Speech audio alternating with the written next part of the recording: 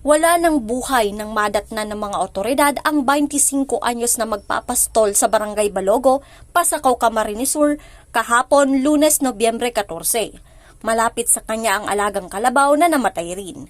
Dito nakita ang nakalaylay na kable ng kuryente sa lugar. Aba po dang naglalakaw ni kaibanan sa iyang karabaw. So, actually dito po natungtungan kang karabaw si live wire kang kasorekot. Pinagtry pong haliun po kang biktima si live wire. Kausa po kan sa iyang pagkakuryente asin kang sa iyang damulan. Ayon sa mga kakilala, galing sa Barangay Bicol San Fernando si Ranel Lagasca at ang kanyang kalabaw.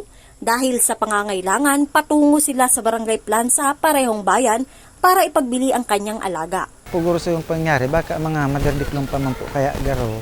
Hindi po ito si Kuan niya.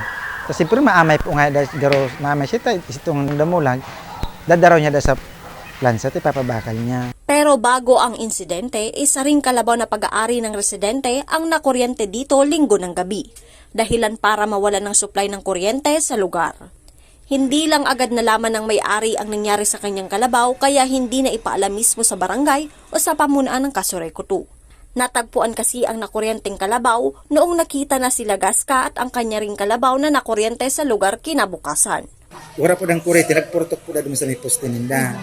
Iyo po itong, dahil po na naaraman na naputol na po si live secondary. Po niya, panawagan ko po sa mga taga Pasakaw na inform ta po ang kasoreko pag-igwa pong arugkan para po maiwasan ang arug pong pangyayari. Kasalukuyan nang nakaburol si Lagasca sa kanilang bahay sa Barangay Bicol San Fernando habang ang kalabaw ay agad naman ipinakatay para mapakinabangan pa.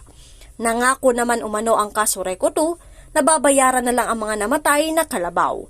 Marge Sarico, CSN.